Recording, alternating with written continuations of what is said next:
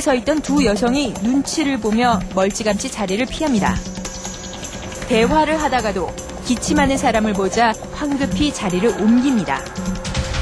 피하고 싶지만 이러지도 저러지도 못하고 난감하기만 합니다. 급하게 자리를 피하기 미안한지 지면에 붙어있는 광고를 가리키며 슬금슬금 앞으로 자리를 옮깁니다.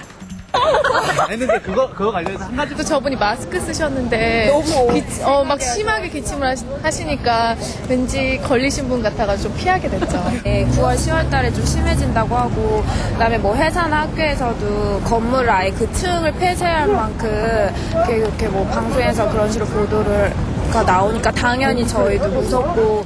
까지 사망자가 나타나기 전까지는 이거는 내일은 아니다, 어지간해서 걸리진 않는다 이렇게 생각을 했는데 이제는 잘못하면 걸릴 수도 있겠구나라는. 신종플루 치료 거점 병원으로 지정된 한 대학병원. 신종플루 진료소 앞 천막 대기실에 감기 증상이 없는 20대 여성 여럿이 진료를 기다리고 있습니다. 저희는 아무것도 안 먹었어요. 깜짝 놀라셨어요? 네? 저희 회사에 아르바이트 하는데 되게 중요한 상담이 걸려서. 이 여성들은 유명 커피 전문 체인점에서 일하고 있는데 직장의 한 동료가 신종플루에 걸려 검사를 받으러 왔다는 겁니다. 여기서 그날 커피 사드신 분들은 어떻게 해요? 근데 그분이 커피를 안 만드는 분이라서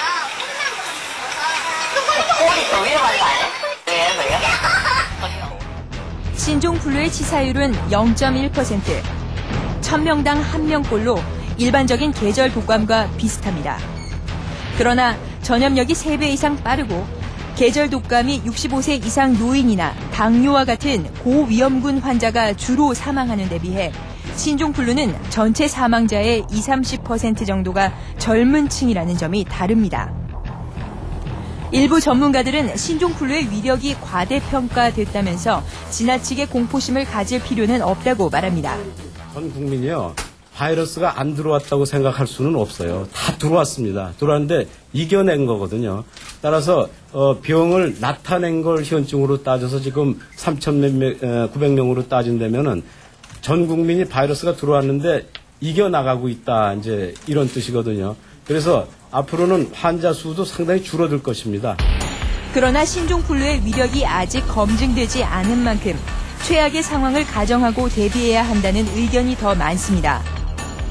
세계보건기구 WHO는 지난 6월 이미 신종플루의 세계 대유행을 선포했습니다.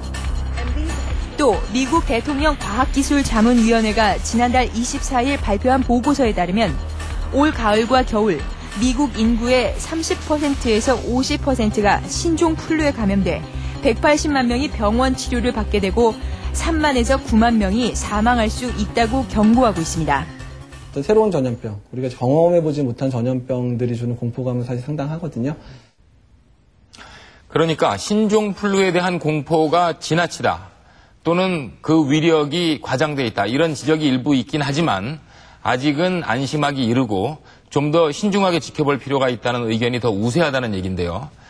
그런데 장미일 기자도 최근에 감기 증상 때문에 병원에 다녀온 것으로 알고 있는데요. 네. 그런데 병원에 직접 가보니까 검사를 받는 과정이나 약을 처방받는 과정에서 특별히 불편한 점 같은 건 없었습니까? 네, 지금은 거점 병원이 만들어져서 환자를 떠넘기거나 하는 거는 제가 겪지는 못했습니다.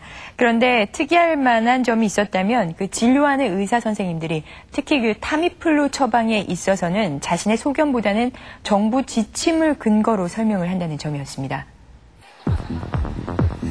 신종플루 치료 거점 병원으로 지정된 서울의 한 대학병원. 감기에 걸린 기자가 혹시 신종플루에 걸린 건 아닌지 진료를 받으러 찾아갔습니다. 컨테이너 안에 있는 진료소로 들어가자 열이 있는지 여부를 확인한 뒤 원하면 신종플루 항원 검사를 해주겠다고 말합니다. 원하시면 검사를 해드릴 거고요. 이유가 없는데요? 이제 그 항원 검사라고 저희가 키트 검사를 하는 거나 이제 간략하게 하는 검사, 그다음에 이제 그 유전자 검사까지 들어가가지고 자세하게 하는 크로모존 검사까지 들어가요. 열과 기침 증상이 걱정돼 신종플루 항바이러스제인 타미플루를 처방해 줄 수 있는지 물어봤습니다. 타미플루는 노출이 돼 있다고요. 고위험군 환자한테 투약을 하도록만 지침이 내려와 있고 진찰하던 의사는 아예 벽에 붙여둔 정부 지침을 보여주면서 약을 줄 수 없다고 말합니다.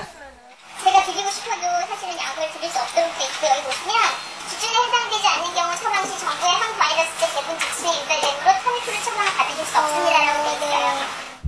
문제는 타미플루 처방에 대한 정부의 지침이 오락가락하고 있다는 점입니다. 지난 4월까지는 신종플루 확진 환자는 물론 해외에 다녀왔거나 해외여행자와 접촉한 의심 환자의 경우에도 예방적 차원에서 타미플루를 처방할 수 있었습니다. 그러나 환자가 늘고 타미플루 국가 비축량이 문제가 되면서 처방 대상이 좁아졌습니다. 5월에 나온 지침을 보면 예방적 투여 권고 대상을 신종플루에 의한 합병증 발생 확률이 높은 고위험군 환자로 제한하고 있습니다.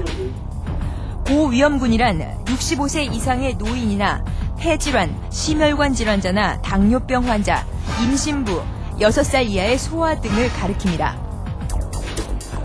그러다가 지난달 15일 첫 번째 사망자가 나왔습니다. 60대의 이 남성은 초기에 타미플루를 처방받지 못해 치료 시기를 놓쳤습니다. 보건당국은 부랴부랴 의심 환자에 대해선 적극적으로 타미플루를 처방하는 쪽으로 지침을 바꿨습니다. 사망자가 폐렴 합병증으로 사망한 것이 밝혀지면서 폐렴 환자에게도 타미플루를 처방할 수 있도록 바꿨습니다.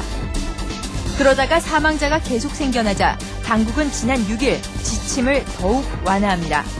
일선 의료기관에서 그 항바이러스제 투약 시기가 한 박자 늦어질 수 있는 그런 상황이 있기 때문에 그러한 것들을 사전에 예방할 수 있도록 선제적으로 투약하라는 내용이 되겠습니다.